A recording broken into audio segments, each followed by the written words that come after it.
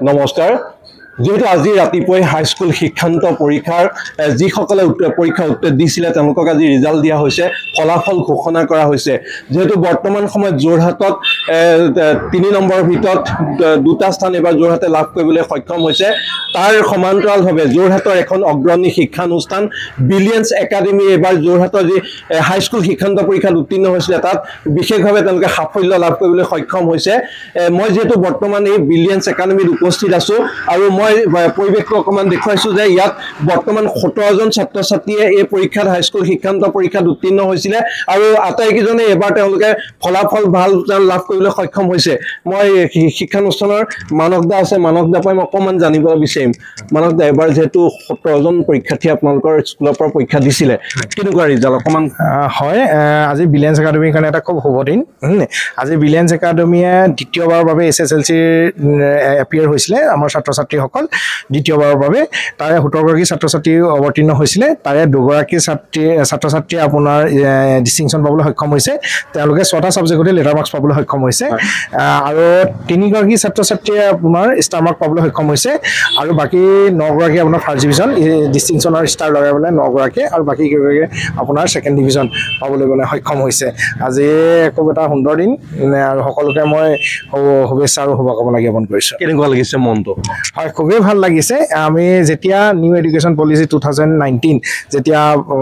গোটেই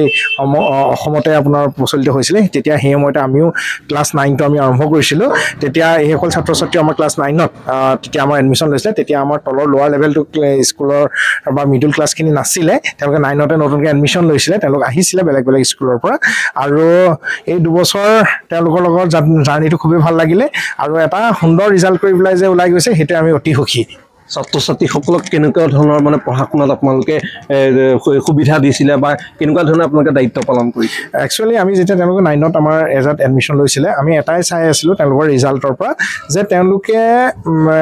ফিউচাৰত তেওঁলোকে যিটো আমাৰ ষ্ট্ৰীম চুজ কৰাত যেন তেওঁলোকে যেন দিগদাৰ নহয় যে তেওঁলোকে আৰ্টছ কমাৰ্চ বা ছায়েন্স বিশেষকৈ যে ষ্ট্ৰীম চুজ কৰাত যেন দিগদাৰ নহয় আৰু তেনেকৈ তেওঁলোকে ইলেক্ট্ৰিক ছাবজেক্টকেইটাও চুজ কৰি পেলাই তেওঁলোকক দিয়া হৈছিলে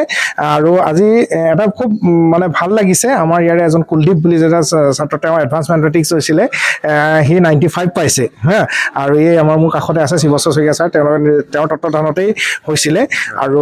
ভাল লাগিছে আমাৰ ৰশ্মি দাস বুলি এগৰাকী ছাত্ৰী তেওঁ 90% পাইছে তেওঁ 6টা সাবজেক্টতেই তেওঁ লেটাৰ পাইছে কুলদীপো আমাৰ 6টাতেই লেটাৰ পাইছে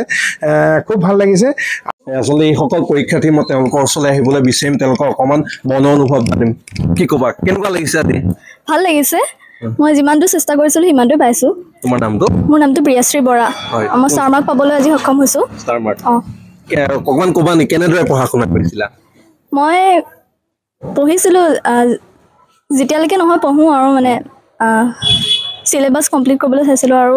বুজিবলৈ চাইছিলোঁ কনচেপ্টটো ভালকৈ ছাৰ বাইদেউহঁতেতো বহুত সহায় কৰিছিলে সেইটো কনচেপ্টটো বুজাবলৈ আৰু তেওঁলোকে সদায় কৈছিলে কিবা নুবুজিলে ক'বা ঘৰলৈ গৈ হ'লেও শিকাই দিম বুলি কৈছিলে দিনটো কিমান ঘণ্টা পঢ়িছিলা মই দিনটো তেনেকৈ একো ঠিক নকৰোঁ আৰু যেতিয়ালৈকে মানে মন যায় তেতিয়ালৈকে পঢ়োঁ মনত ভাবিছিলা যে মই আজি দিনটোত এনেকুৱা এটা ৰিজাল্ট লাভ কৰিম ভবা নিচিনাকৈ পাইছোঁ আৰু তোমাৰ নামটো মোৰ নামটো ভাস্বতী শৰ্মা মই ষ্টাৰ মাৰ্ক পাবলৈ সক্ষম হৈছোঁ আৰু হেৰি এখনত লেটাৰ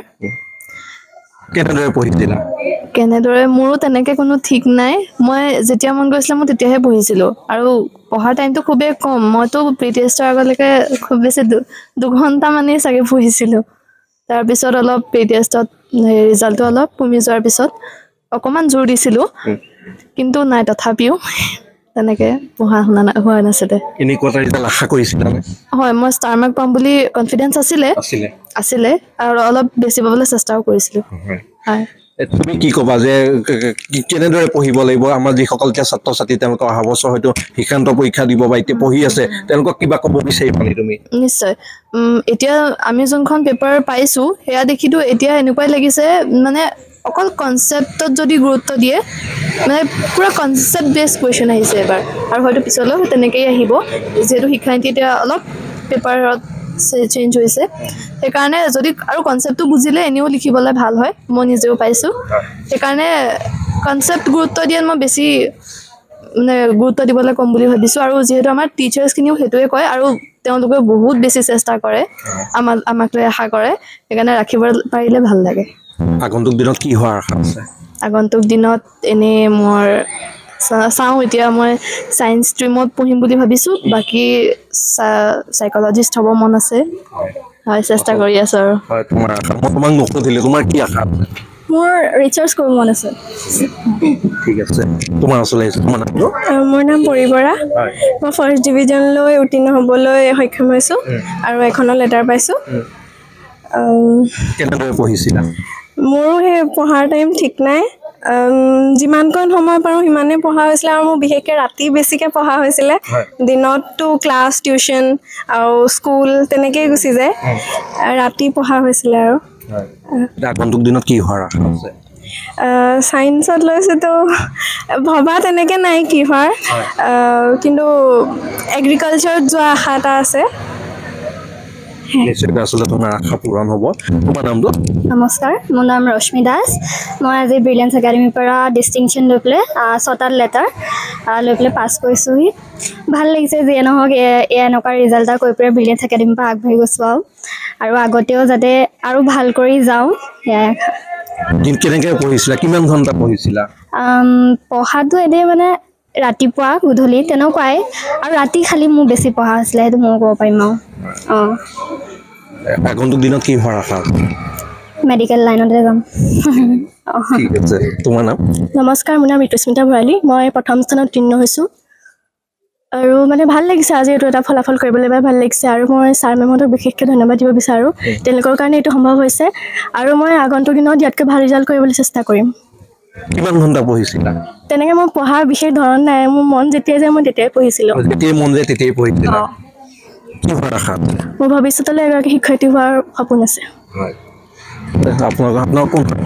আমি এখন স্কুলৰ শিক্ষয়িত্ৰী হয় মানে কেনেকুৱা লাগিছে আজি খুব ভাল লাগিছে এটা খুব ভাল দিন আৰু বিদ্যালয়ৰ ফলাফলৰ কথা মানস ছাৰে আপোনালোকক নিশ্চয় ক'লে